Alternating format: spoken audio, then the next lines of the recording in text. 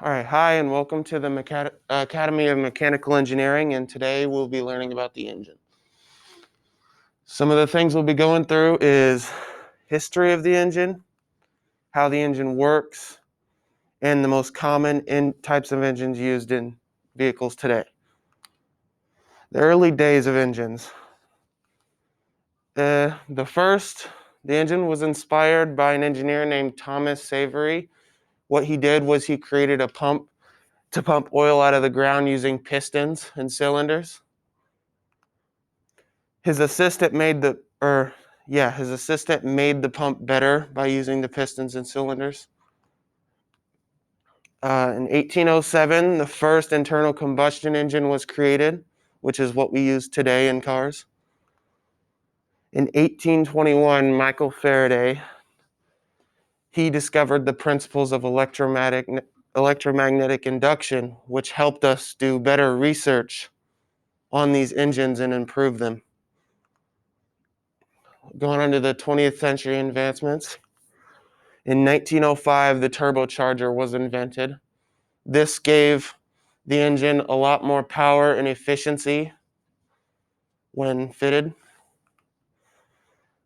In 1957, Felix Wankel invented the first rotary engine, which is a small engine mostly used for lawnmowers and go-karts.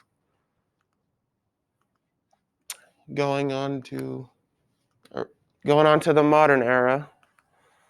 In the 1980s, carburetors were replaced with fuel injectors, which helped the whole fuel system work a lot more efficiently. In 1997, the hybrid cars were invented, which you guys know what that is. It's using gas and electricity to power the car. And then in 2008, Tesla invented the first electric car that was street legal. Going on to how the engine works. The first stage of the engine process is the intake process, which is where fuel and air gets inducted into the cylinder, which creates a fuel-air mixture, and then the spark ignites it, which creates an expansion of gas, which then pushes the pistons, and then once the pistons move, that moves the crankshaft, which starts the transmission process, which we'll be talking about in another lesson. Going on to the most common engine type.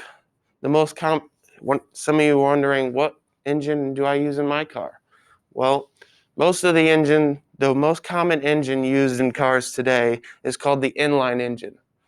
It's basically just a internal combustion engine, except the cylinders are in a straight line above the crankshaft. This simplicity of this engine makes it easier and cheaper to maintain and fix, which makes it a lot easier for mechanics to do their jobs. The things we learned about today were the history of the engine, how the engine works, and the most common engine type. Thank you for learning with me today. I'll see you in the next lesson.